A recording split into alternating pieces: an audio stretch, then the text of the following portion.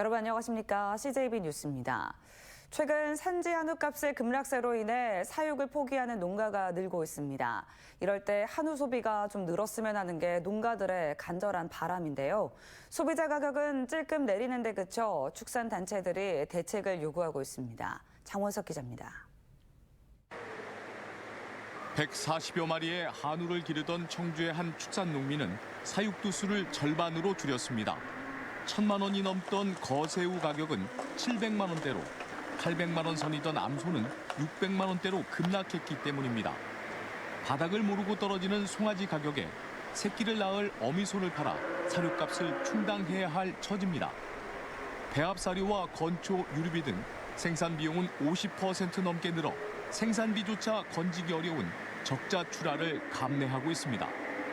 산지 속값 급락과 생산비 폭증으로 지난해 도내 한우 농가 140여 곳이 사육을 포기했습니다. 사료값이 많이 폭등했죠. 그에 따라서 소값은 또 거꾸로 떨어지고 남는 건 없고 결과적으로 키울수록 손해를 보고 있는 이런 상황이거든요. 진짜. 농협축산정보에 따르면 지난해 12월 600kg 기준 암소 평균 가격은 478만 원으로 1년 새 26.8% 하락했고 같은 기간 송아지 가격은 40% 이상 급락했습니다. 한우 농가를 더 어렵게 만드는 건 소비자 가격 인하가 제한적이라는 사실입니다. 지난달 산지 속값은 1kg당 13,000원 선으로 전년 동월 대비 32%나 내렸지만 같은 기간 소비자 가격은 유통비용 상승 등으로 11% 내리는 데 그쳤습니다. 소비가 많이 되면서 한우 가격이 다시 안정화될 수 있는 기반을 마련하려고 그러면 생산 가격이 떨어진 만큼 유통업체에서 판매 가격을 낮춰주셔야 된다. 축산단체들은 한우 도소매 가격 연동제 등 소비자들이 보다 저렴한 가격의 한우를 소비할 수 있는 제도 도입을 요구하고 있습니다. CJB 장원석입니다. 청주와 제천을 잇는 충청 내륙 고속화도로 사업이 지지부진을 면치 못하고 있습니다. 10년이 넘도록 여전히 공사 중인데 109인 청주에서 음성까지도 올해 개통은 어렵겠습니다. 충주까지는 내후년에나 가능하다는데 누더기도로 앞으로도 계속 타셔야겠습니다. 이윤영 기자의 보도입니다. 공사 현장 사이로 구불구불난 도로를 차들이 고개 운전을 하듯 빠져나갑니다. 울퉁불퉁한 노면 위로 대형 화물차에 승용차들이 뒤섞여 쉴 새 없이 오갑니다. 갑자기 도로 좁아지니까 깜짝깜짝 놀래죠. 그냥 큰 차량들이 무분별하게 오니까. 작은 차들은 위험을 느끼고. 눈비 오면 일단 길이 미끄러워가지고 위험하고요. 구불구불한 거 하니까는 야간 운전하기 너무 힘들고. 어렵죠. 청주에서 증평, 음성을 거쳐 충주와 제천 구간 기존 36번 국도를 4차로로 신설 또는 개량하는 충청 내륙 고속화도로 건설 사업. 충북의 3대 도시인 청주와 충주, 제천 간 이동 편의를 높이고 나아가 세종과 강원을 최단 거리로 연결하는 고속도로망 구축을 위해 출발했습니다. 하지만 2004년 대선 공약으로 제시된 이후 2010년 고속도로에서 고속화도로로 강등됐고 이마저도 2017년 5월에야 첫 삽을 떴습니다. 충청 내륙 고속화도로 사업이 추진된 지 벌써 10년을 넘어서고 있는데요. 제1 구간인 이곳 증평에서 음성 원남 구간조차도 올해 안에 개통은 어려운 실정입니다. 2309인 음성 원남에서 충주 중앙탑까지의 공정률도 50%대에 불과해 앞으로 2년 뒤에나 개통이 가능한 데다 제천 봉양까지 이어지는 4구간은 2026년 준공될 예정입니다. 근데 이 공사 언제부터 시작했는지 몰라도 하면 오래된 것 같아 이게. 근데 이 길이 하면 나도 벌써 났는데 이거 뭐 아직 뭐 쉽게 끝날 것 같지는 않더라고요 보니까. 보시기에도 위험천만한 이 도로의 조기 개통을 위해서 국회에 예산 980억 원을 증액해보려 했지만 이마저도 10%인 100억 원을 증액하는 데 그쳤습니다. 공사 장기화에 따른 주민 불편은 날로 가중되고 있지만 충청북도와 관련 지자체는 토지 보상 등 관련 민원이 많아 사업 추진에 어려움이 많다고 밝혔습니다. CJB 이윤영입니다. 다음 주 월요일로 예고됐던 초등 돌봄 전담사 총파업을 앞두고 핵심 쟁점이었던 돌봄교실 행정업무 이관에 관한 협상이 타결됐습니다.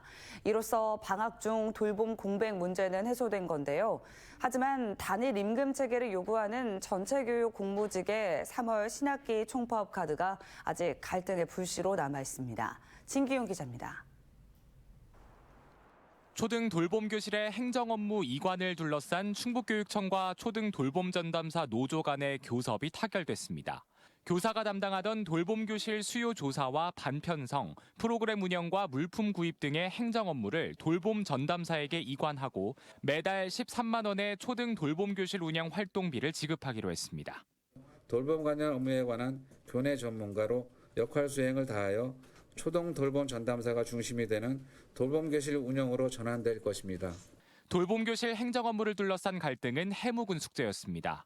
교사들은 돌봄 업무를 떠맡아 업무 과중을 호소했고 행정적인 업무도 과중이 되지만 또 하나는 그 돌봄 전담사에서 이제 진행하고자 하는 그런 운영 방향이나 학급의 운영 방향이나 프로그램의 진행 방향이나 이런 것들을 다 하나하나씩 꼼꼼하게 살피셔야 하는. 돌봄 전담사들은 처우 개선 없이 업무를 떠맡는 것에 반대하며 오는 13일 총파업까지 선언했지만 이번 교섭 타결로 방학 중 총파업은 일단락됐습니다. 학교마다 상황이 다르고 또 전담사에 또 근무하는 시간이 또 다르기 때문에 그 부분에 정확한 구체적인 사항은 좀 저희도 좀 기다려보고 있는 중이고. 당장의 돌봄 공백은 막았지만 3월 새학기에는 돌봄 전담사를 포함한 조리와 교무실무사, 사서 등 학교 비정규직들의 파업이 예정돼 있습니다. 직종에 따라 다른 급여 유형을 통일해 교육 공무직들의 단일 임금 체계를 구축하자는 요구입니다. 어떤 직종의 단순한 문제 때문에 하는 것이 아니라 교육공무직 전체의 임금 체계를 개편하기 위해서 하는 투쟁이기 때문에. 현재 전국 17개 시도교육청과의 공동교섭이 난항을 겪고 있어 신학기가 임박할수록 논란이 가열될 전망입니다. CJB 진기훈입니다. 충청북도가 레이크파크 르네상스의 중심인 청남대를 획기적으로 활성화하기 위한 15가지 방안을 내놨습니다. 성수기 때도 차량을 청남대 안까지 끌고 갈 수 있도록 하고 각종 시설과 프로그램도 보강하겠다는 건데 상당수는 규제 완화를 전제로 한 것입니다. 조윤관 기자입니다. 현재 봄과 가을 성수기 때 청남대에 들어가기 위해서는 차량을 이곳 문이면 주차장에 세워두고 버스를 타고 들어가야 합니다. 하지만 오는 5월부터는 그럴 필요가 없습니다.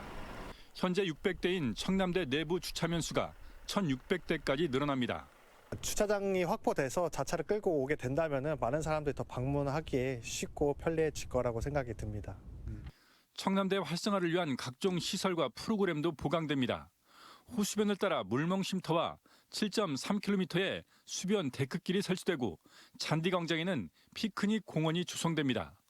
봄에 열리는 영춘제와 재즈 토닉 페스티벌, 가을 국향제에 더해 청풍제와 락 페스티벌, 와인 페스티벌, 설화제 등 사계절 각종 축제와 이벤트가 이어집니다.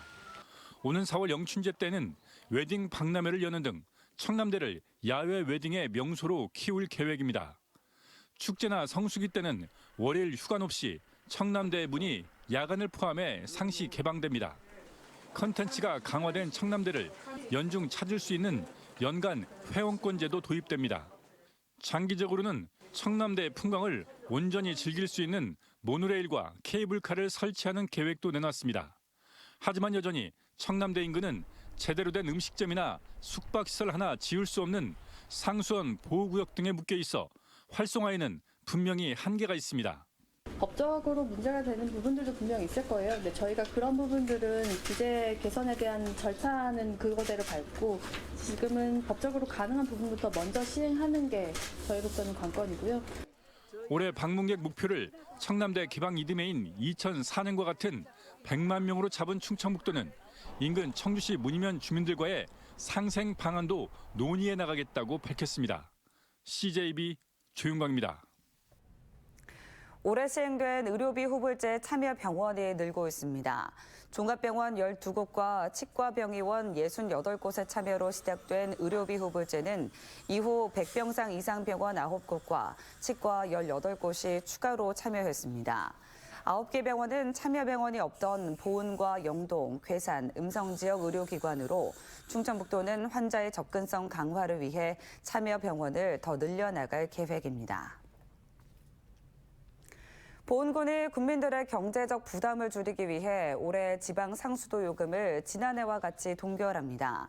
적용 기간은 이달부터 오는 7월까지 6개월간으로 대상 가구는 전체 만 89가구, 감면액은 약 1억 5천만 원 상당일 것으로 예상됩니다.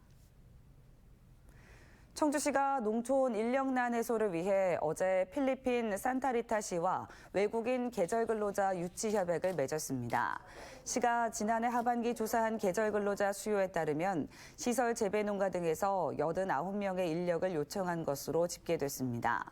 청주시는 앞서 라오스 사이세타시와도 협약을 맺고 다음 달 10일 라오스 외국인 근로자 24명을 농가에 첫 배정할 예정입니다.